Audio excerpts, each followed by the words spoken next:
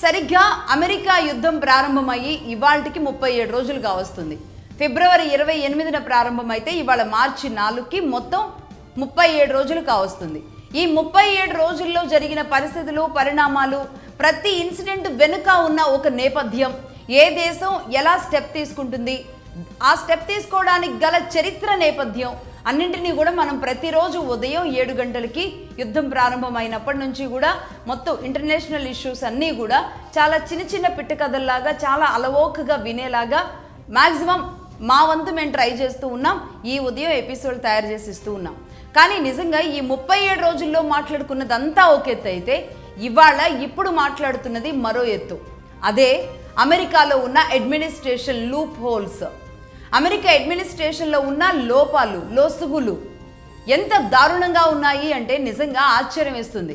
ఎందుకు ఈ మాట అంటున్నాను అంటే, మామూలుగా ఈ మధ్యకాలంలో మనం హనీ ట్రాప్ అనేది ఒకటి వింటూ ఉన్నాం.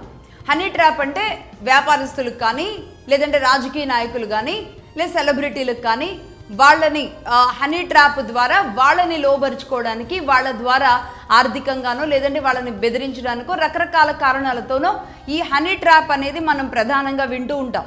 సరిగ్గా యుద్ధం ప్రారంభమైన తొలినాళ్లలోనే, దానికి ముందే ఈ విషయం తెర మీదకి రావడం జరిగింది అని చెప్పాలి. ఏంటది అంటే, అమెరికా హోమ్ల్యాండ్ సెక్యూరిటీ చీఫ్ ఎవరైతే ఉంటారో ఆవిడే క్రిస్టినా నోయెం. క్రిస్టినా నోయెంకి సంబంధించిన ఒక పర్సనల్ ఇష్యూ బయటకు వచ్చింది.